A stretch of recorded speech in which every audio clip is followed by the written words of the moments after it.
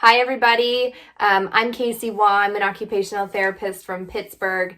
This is going to be kind of a different video this week. Generally, I'm doing like educational types of things, like what is sensory processing disorder, blah, blah, blah, things like that. This is kind of a different tune, but I think it's an important thing to remember if you are a parent of a child with different needs. So yeah, I am going to just read you something that I did not write. I want to say that very clearly. This is not my writing. This is a poem written by Emily Pearl Kingsley. Now, she is an American writer who wrote for Sesame Street and other things. She's written a ton of children's books. This was actually written in 1987, so it is older than I am.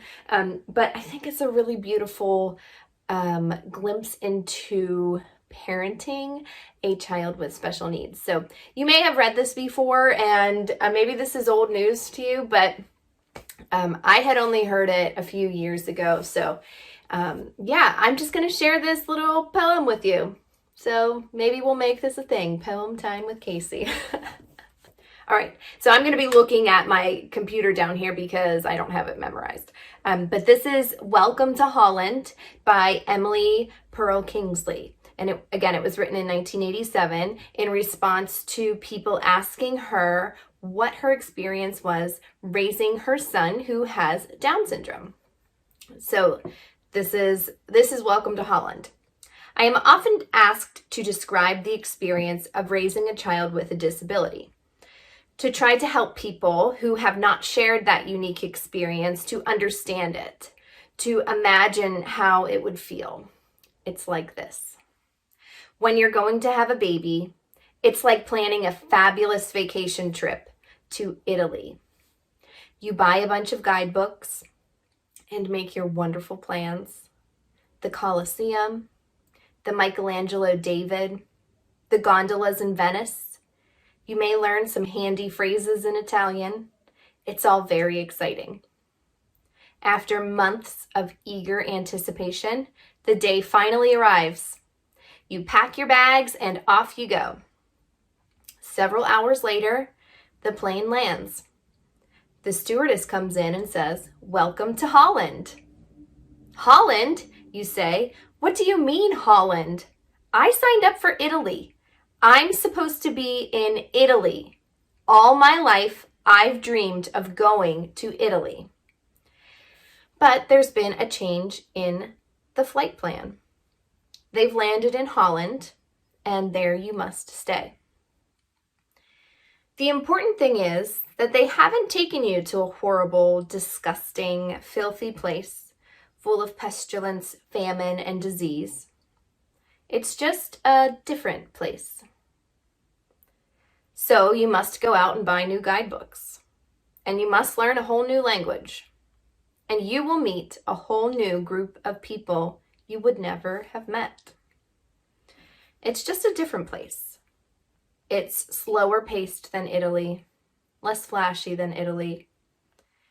But after you've been there for a while and you catch your breath, you look around and you begin to notice that Holland has windmills, and Holland has tulips.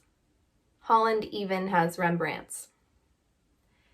But everyone you know is busy coming and going from Italy, and they're all bragging about what a wonderful time they've had there. And for the rest of your life, you will say, "Yes, that's where I was supposed to go. That's what I had planned."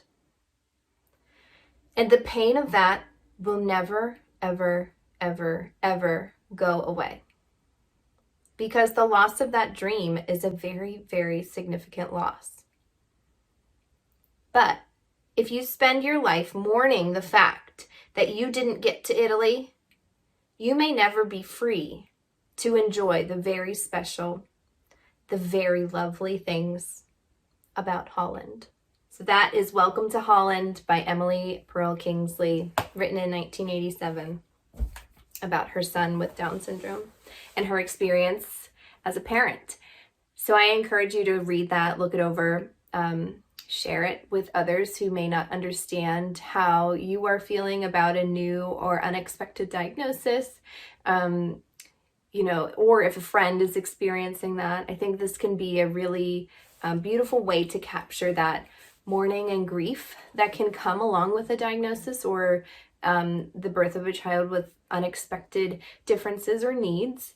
But it also reminds us that there is beauty in that, and that there are amazing and lovely things. It just takes a different perspective.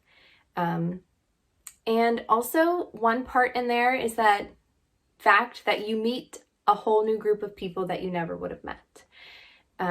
If there's one thing that I have learned about social media and internet, it's that there is a community out there of people who experience similar things as you. It just may not be your next door neighbor. It may not be anyone in your little town, but there are people who have similar lived experiences, and there's a community there to support you if you look. So I encourage you to join me on Instagram, TikTok, Facebook, wherever, and just find comfort in the fact that there are other parents.